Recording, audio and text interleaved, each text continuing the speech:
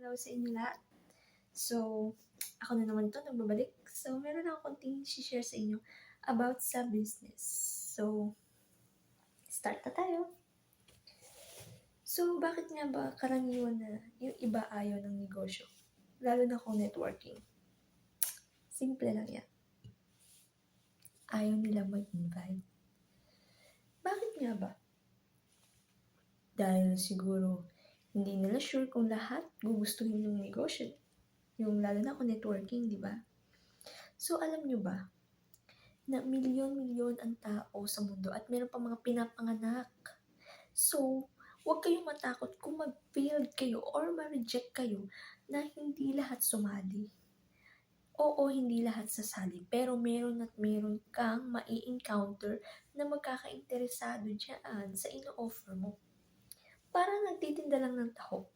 Sinisigaw niya yung taho, di ba? Taho, taho, taho, di ba? Pero, lahat ba bumibili?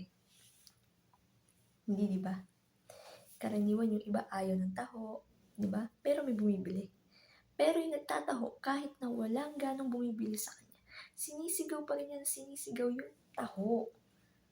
Kasi gusto niya kumita, di ba? Ganun yung mindset ng gustong magkaroon ng resulta. Gusto niya, kumita siya ng pera, bili ng pagkain, di ba? So, sa kakasigaw niya, may mga bumibili. So, uwi siya, may pera siya, di ba? Ganun ka dapat. Dapat ang mindset mo, gusto mong yumaman, gusto mong kumita, pero yung gusto mong yumaman pero ayaw mo kumilos, so, paano kaya yaman, di ba? Wala namang yumaman na katunganga lang, di ba? Real talk lang. So, yun. And, pangalawa, iwasan mo yung pagiging negative. Kasi yung negative, yan yung hihila sa'yo para hindi mo talaga maabot yung gusto mo. So, bakit? Kasi kapag lagi iniisip mo, hindi maganda, yung hihinaan ka ng loob, di ba? So, parang pinupush ka niya na wag mo na talagang gawin yung bagay na gusto mong maabot sa buhay. For example, gusto mong yumaman. Gusto mong magkaroon ng kotse, gusto mong magkaroon ng bahay, gusto mong magkaroon ng malaking savings. Like sabihin natin 1 million. So, pero the way na hindi ka makapagpa-join, hindi ka makapagpa-member ng tao sa'yo, so, inisip mo, ay, hindi para sa akin to. So, ayoko na.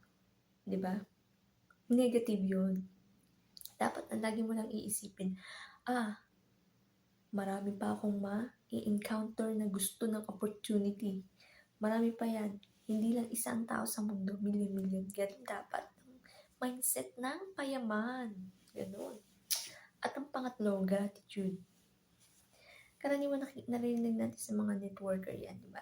Gratitude. Kasi pinaka-importante din yan sa lahat. Yung marunong ka magpasalamat sa mga bagay na natatanggap mo, maliit man o malaki. Di ba? For example, may kapitbahay ka. So, marami siyang pera, o kaya marami siyang mga bagay na wala ka.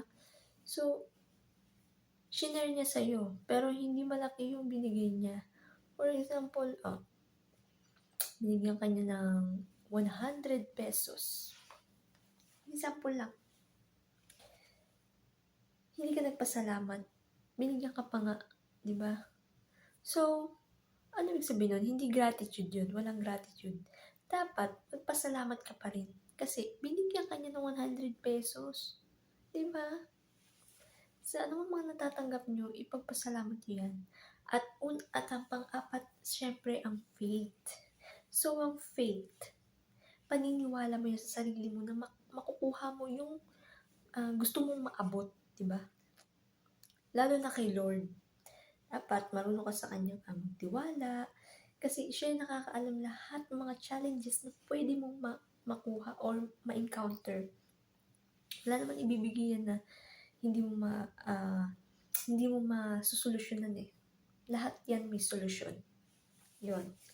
So, yun na po muna yung isi-share ko sa inyo na about sa business. Tandaan nyo, walang umasenso sa negosyo na hindi dumaan sa challenges. Walang dumaan sa negosyo ang easy lang nakuha yung goal nila. Lahat ng mga yumaman, may mga kanya-kanya yan, mga sinishare na challenges. Mga pinagdaanan, na hirap, kung paano nila kinuha yung achievement nila, yung deserve nila. Kasi sabi nga nila, pag madali mo nakuha ang isang bagay, mabilis din mawala. Pero pag pinaghirapan mo ang isang bagay na na-achieve mo, forever na yan. Napakasarap na yung na-achieve mo, pinaghihirapan mo, di ba? So, kung nakakaranas ka man ng konting hirap sa business mo, for example, nare-reject ka, nag-fail ka, nadi-discourage ka, okay yan. Kasama yan sa negosyo. Ibig sabihin nun, ginagawa mo yung negosyo mo kapag nakaka-receive ka ng rejection.